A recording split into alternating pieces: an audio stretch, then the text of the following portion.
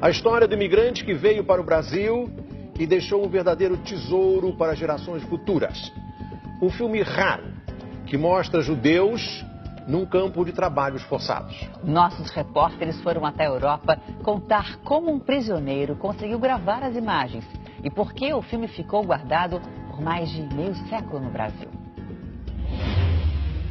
Este é Liko Hain aos 30 anos. Judeu que viveu parte da juventude na Bulgária e sobreviveu aos horrores da Segunda Guerra Mundial. Este é seu Liko no fim da vida, um imigrante que refez a vida no Brasil e viveu mais de 50 anos depois do Holocausto. Um homem que deixou um legado para a humanidade.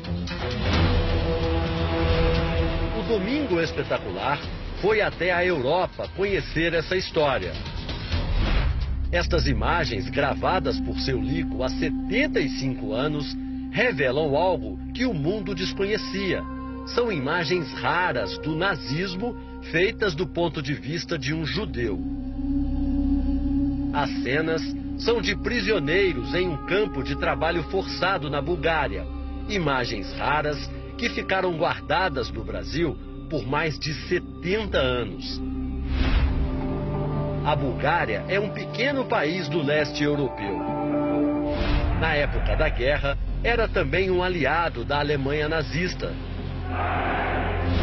As cenas do filme feito por seu Liko mostram um grupo de judeus construindo à força uma estrada no interior do país.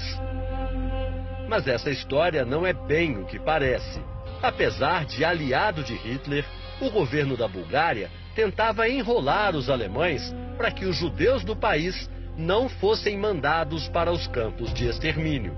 Com isso, a maioria dos judeus da Bulgária escapou de morrer na mão dos nazistas. E o país se orgulha disso.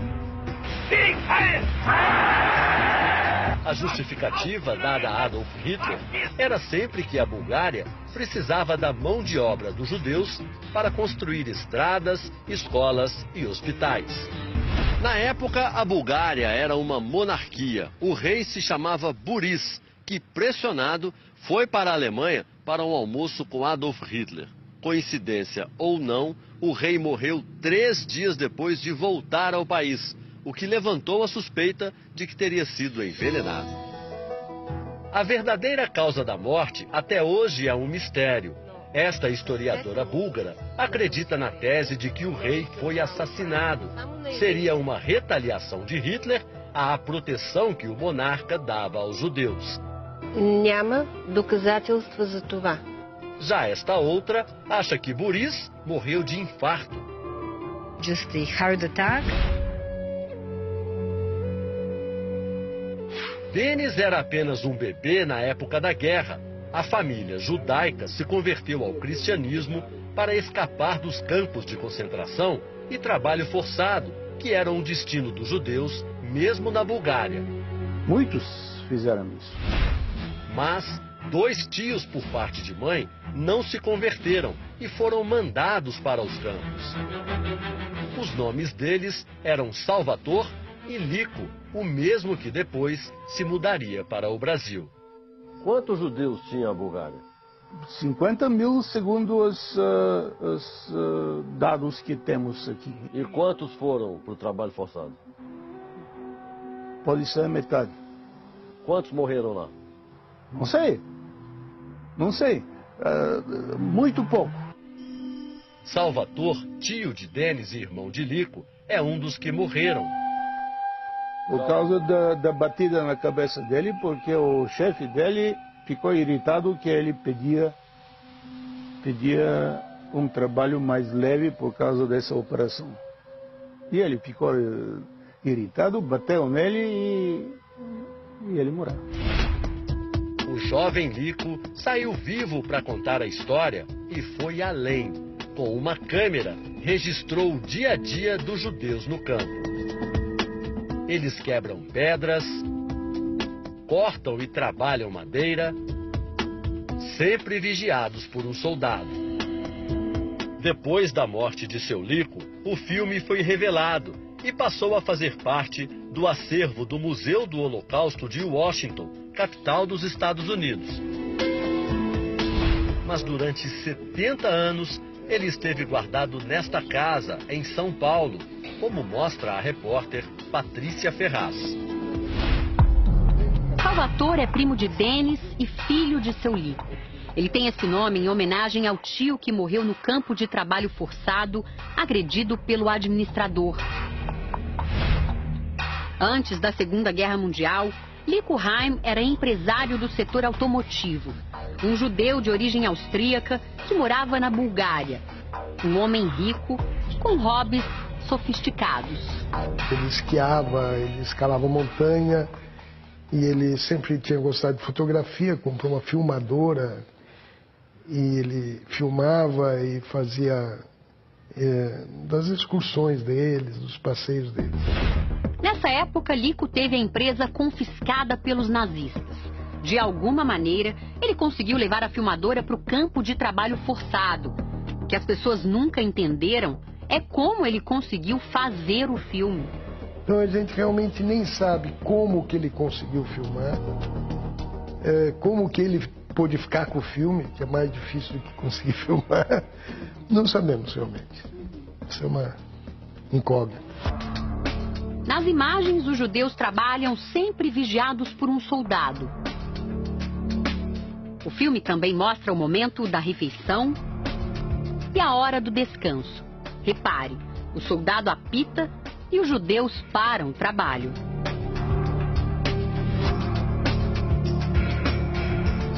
Algumas cenas são curiosas.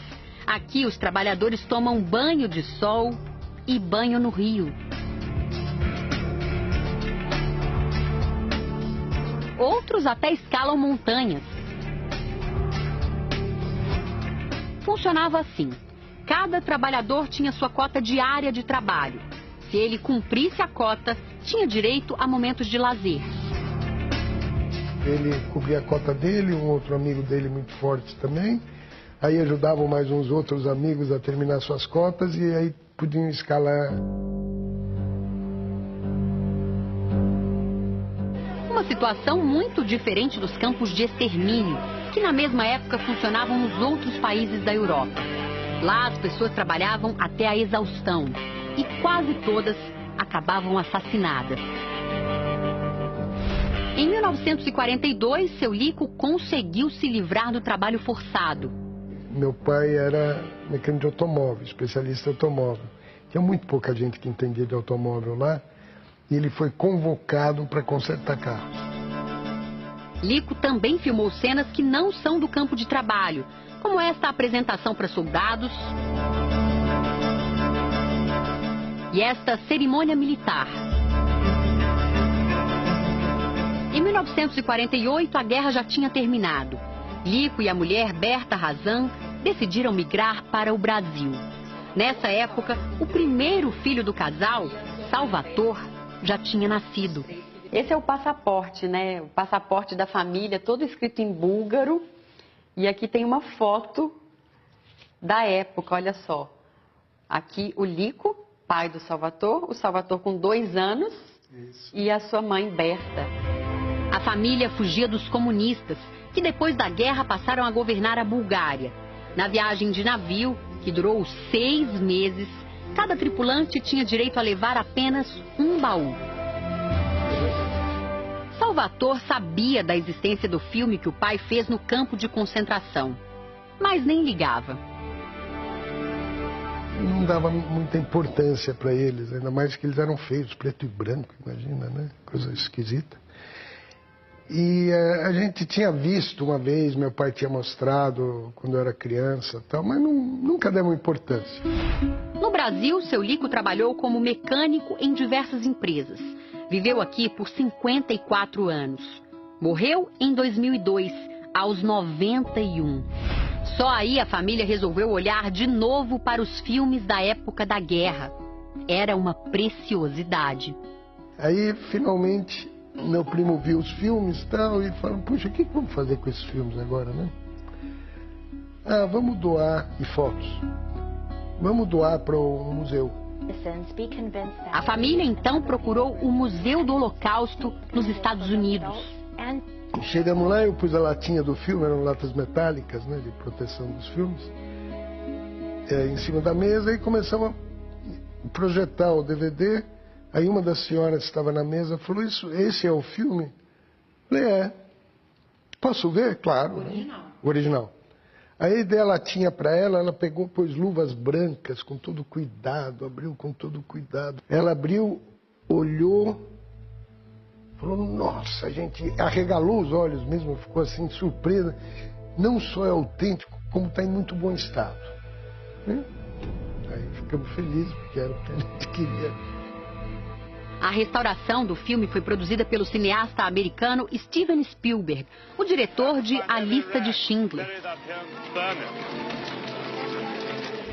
Spielberg é judeu e patrocina vários documentários sobre o Holocausto.